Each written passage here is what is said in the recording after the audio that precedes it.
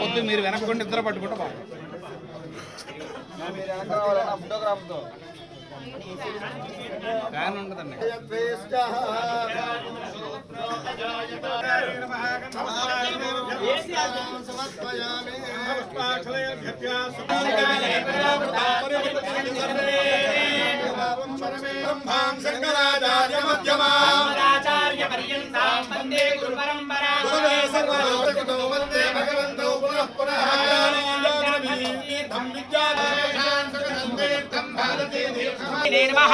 శ్రీ శ్రీ శ్రీ భారతీ తీర్థ మహాస్వామినే నమః. వగర్ధావిన సంవృత్తౌ వాగర్థ ప్రతిపత్తయే శ్రీ వెంకటాచలాధీశం శ్రియాధ్యాసితవక్షసం ఆదిత్యాయ సోమాయ మంగళాయ బుధాయ చ ఏతద్దేవదనం సౌమ్యల్లోచనత్రయభూషితం పాతు నస్త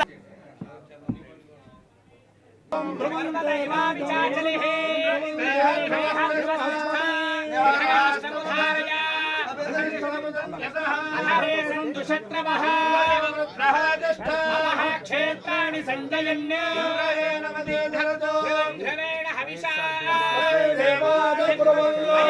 బ్రహ్మణస్పతి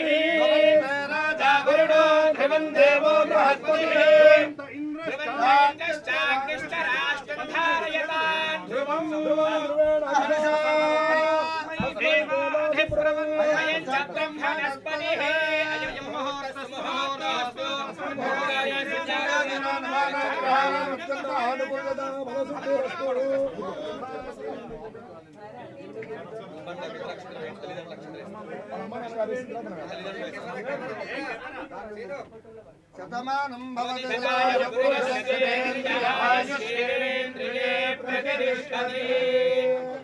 సకల కార్య నిర్విఘ్నతా సిద్ధిరస్తు.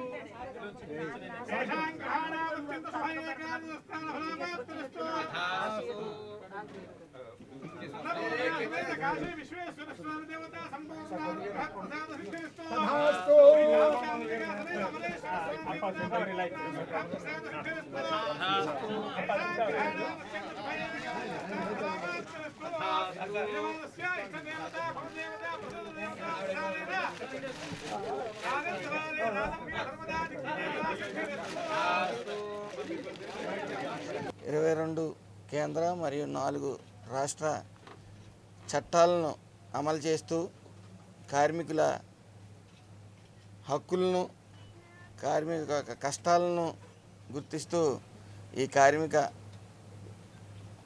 చట్టం ఎప్పుడు సక్రమంగా నిర్వహిస్తూ ముందుకు సాగింది చంద్రన్న ప్రభుత్వం. ముఖ్యంగా 2014-19లో 2.55 కోట్ల బీమాను కార్మికులకు అందజేసింది.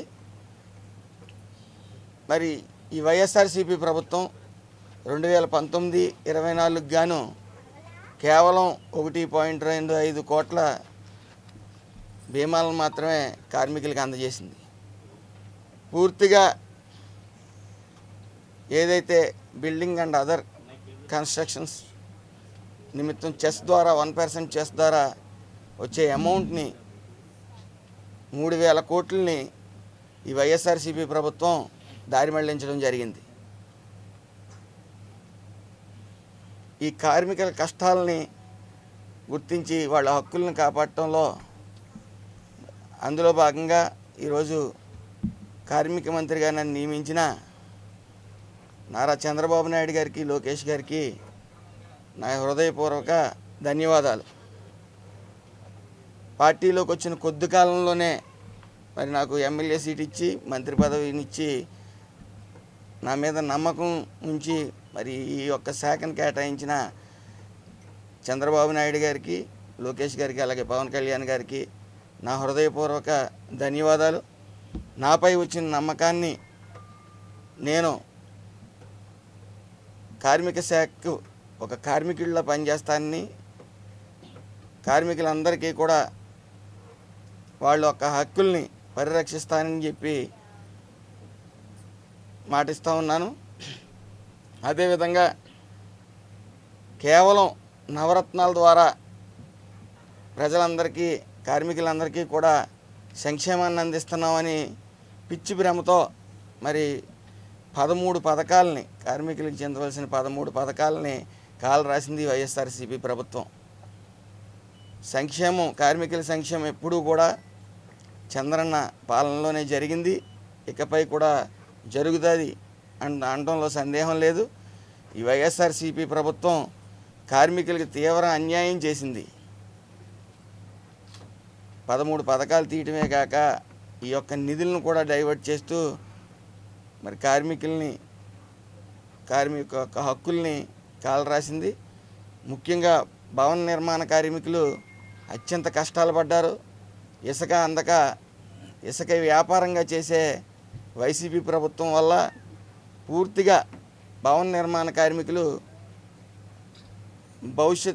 ఏదైతే భవన నిర్మాణ కార్మికుల యొక్క హక్కులను కాలరాస్తూ, పథకాలను తీసేస్తూ వాళ్ళ జీవితాలతో ఆటలాడుకుంది వైఎస్ఆర్సీపీ ప్రభుత్వం. అదేవిధంగా నేటి బాలలే రేపటి పౌరులనే నినాదాన్ని కూడా తుంగలోకి తొక్కింది.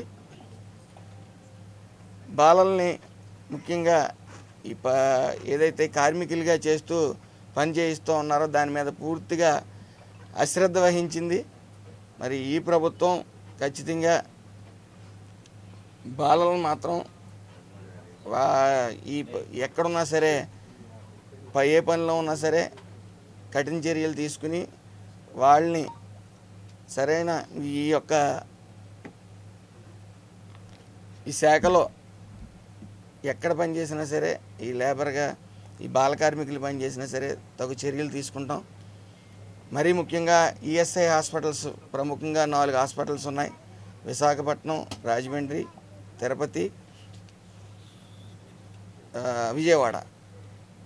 అలాగే వివిధ హాస్పిటల్స్ కూడా నిర్మించడం జరుగుతూ ఉంది. తద్వారా